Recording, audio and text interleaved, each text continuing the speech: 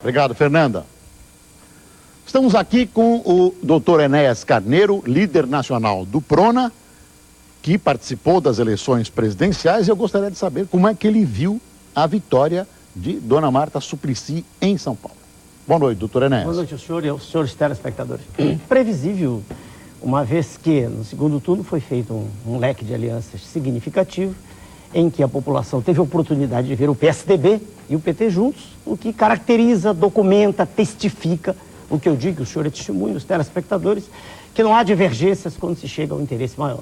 O PSDB e o PT, que tanto discutem, né, num momento importante, unem-se e fica tudo assim, previsível. Doutor Enéas, o PRONA vem crescendo, na sua opinião, de acordo com o que o senhor ansiava? O senhor imagina que, ou o senhor esperava mais eleitoralmente do PRONA? Eu tive uma ascensão vertiginosa de 89 para 94, quando tive quase 5 milhões de votos eu pessoalmente. Elegi deputados aqui e acolá.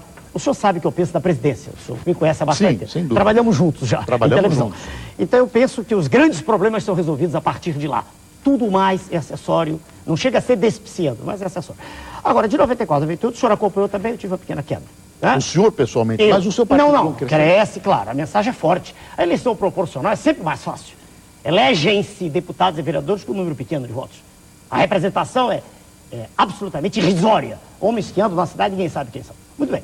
Agora, de 98 para cá, se o senhor acompanhar agora, há um crescimento. De novo, porque além de ter eleito uma colega representante legítima das nossas ideias, que o senhor já entrevistou, além disso, eu tive também uma ascensão.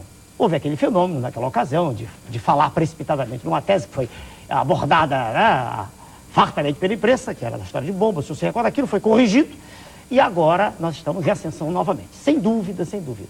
Eu quero crer que existe um eco da população para que se perceba a verdade, quer dizer, com clareza, sem conchavo, como a minha representante vai mostrar na Câmara, sem acordos espúrios, sem querer secretaria, sem querer cargos, nada disso. Isso é minha tese. Eu quero crer que vai ser assim.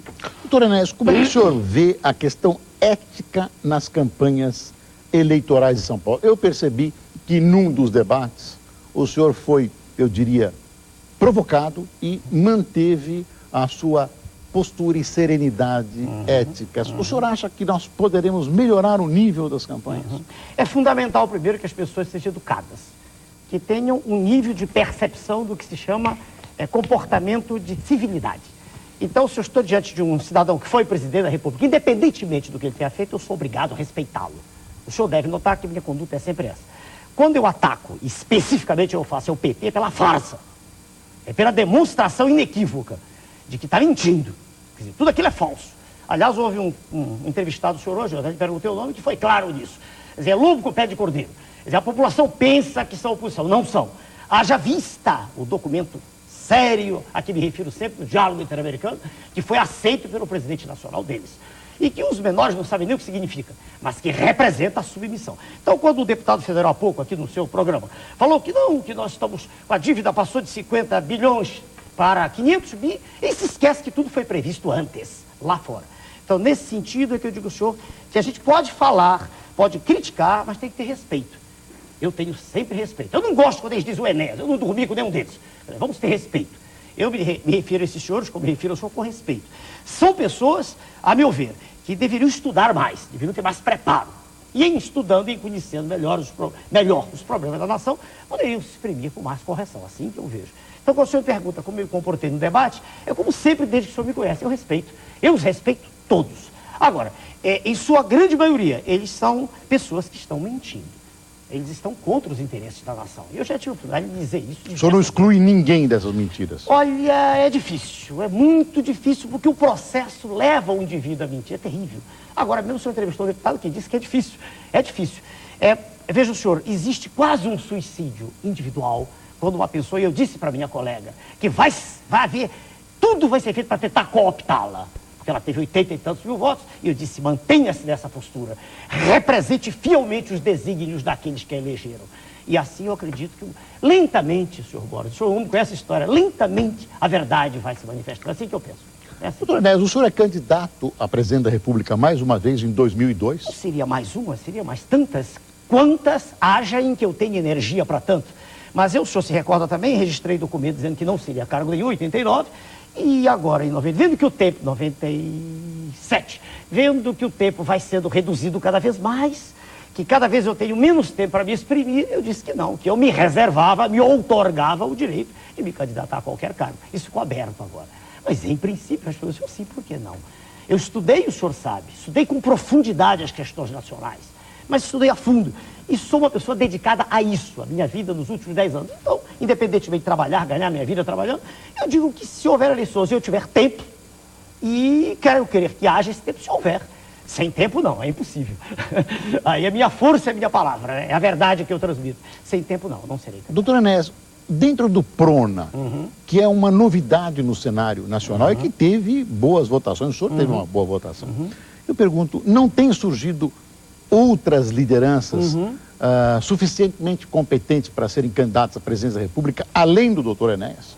Eu tenho pessoas, o problema de novo é tempo. É difícil exprimir-se em 20, 30 segundos. O senhor é jornalista, sabe isso? Para que uma ideia seja apresentada com clareza, necessita-se de pelo menos 3 minutos. É o que eu lhe perguntei, 3 minutos aqui, ótimo. Agora, com 30 segundos é muito difícil. A grande maioria da população não consegue absorver. Repare que a maioria, nossa população é extremamente inculta. Não é o seu ouvinte, telespectador dessa hora, estou falando do pobre, que acorda lá de Itaquera, ou que trabalha com dificuldade. Isso tem dificuldade de acompanhar o discurso dito em 30 segundos.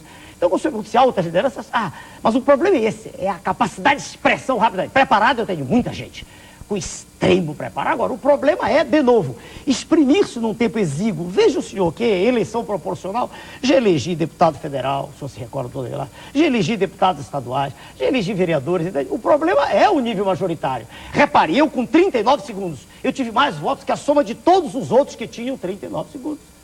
O senhor se recorda, foram 12. Então, dos 12 eu fui o sexto, todos os outros somados, e havia 2 deputados federais, havia um ex-governador, havia outros líderes, todos somados tiveram menos que eu. Doutor Enéas, eu vejo o seguinte paradoxo. Pois não. Caso o senhor seja eleito presidente da República, ou governador de estado, ou prefeito, o senhor vê tantos defeitos nos demais partidos que eu acho que o senhor está inconciliável. Seria possível formar uma aliança? Não. Sem aliança é difícil governar. Discordo do senhor com o respeito que lhe tenho, mas discordo. É o que o senhor disse. Sim, eu já ouvi entrevistando pessoas. Eu disse, sabe por quê? Parte-se de um pressuposto que é absolutamente errado. É de que as cabeças pensantes estão nos partidos políticos. Não estão, mas não estão. Eu conheço engenheiros nucleares, físicos, químicos de valor, geógrafos, geólogos, indivíduos de alto gabarito que não querem entrar nessa imundície chamada política. Mas não votam no Congresso. Quem vota no Congresso são os partidos políticos. Exatamente. Se o senhor perguntar o que eu penso do Congresso, para mim é uma excrescência. Sim, mas o senhor precisar. Preciso. E por precisar é que deixa eu ver, eu abri mão já disse que sou candidato a qualquer cargo e concordo com o senhor que o Congresso é uma necessidade e que é fundamental que se exija preparo.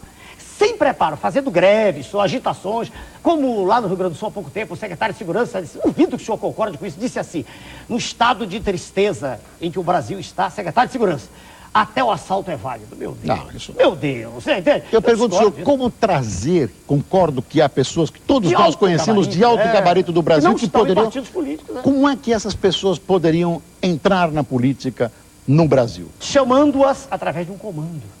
Através de um chamado forte, como aquele espiritualista Pietro Baldi disse, diante de um chamado forte até a pedra atende.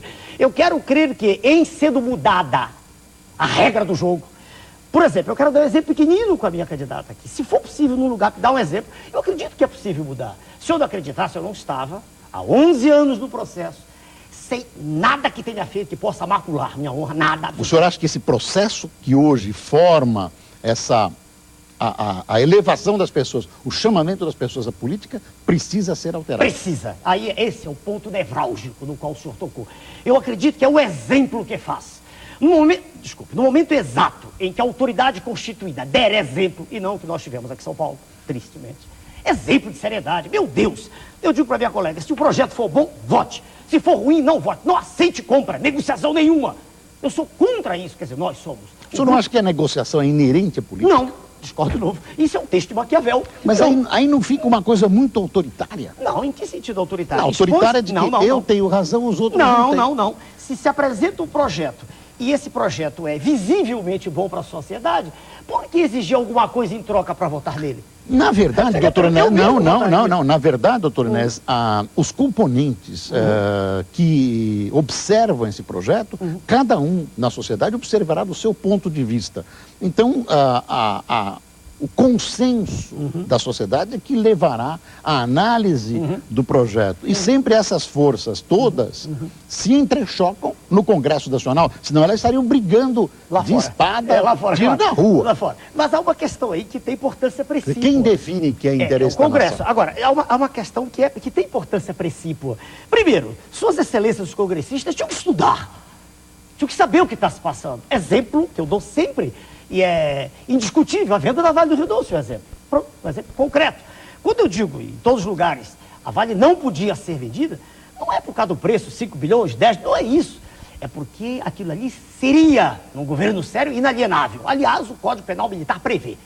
Não se poderia nem ter tentado. A execuibilidade do processo já era discutível. No entanto, suas excelências, os congressistas, cederam à reeleição, cederam. Então, é preciso, a meu ver, um exemplo forte. Um exemplo, no sentido de que, através de olhemos, eu quebro a minha frase no meio e dou um exemplo. Um navio tem um comandante, uma aeronave tem um comandante, um partido político... É assim, a nação tem... Queiramos nós ou não, há um comando. Aqui no seu programa é o senhor que determina, que faz sinal para mim, está na hora, e eu paro. E daqui a pouco o senhor diz, temos mais tempo. Então é preciso que exista um comando. Agora, se um comando é voltado para a população ou não, aí é que está aqui. Agora, esse comando na política, ele existe. Ele existe, mas ele tem uma delegação limitada. Não. Claro. Haja vista o que Sua Excelência o presidente fez o tempo inteiro. Eu repito, parece para a população que existe uma oposição. Não há. Ela é falsa, ela é falaz, ela é mendaz, ela é de faz de conta. Não há oposição. Tanto não há que Sua Excelência consegue tudo que quer, do que é mais importante. Nada contra ele como pessoa, entenda. Já disse diversas vezes aqui.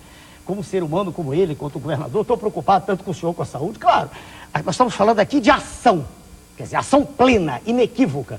E nesse particular, a meu ver, mais do que qualquer roubinho de galinha, de que a imprensa, com quem a imprensa se preocupa tanto, eu estou preocupado com ladrão de banco, com coisa séria. Estou preocupado com os destinos da nação. Eu estou preocupado com aquilo que pode ser, para mim, né, o lugar que pode ser, o lugar de ouro para os nossos filhos e netos. O meu sonho é um Brasil melhor.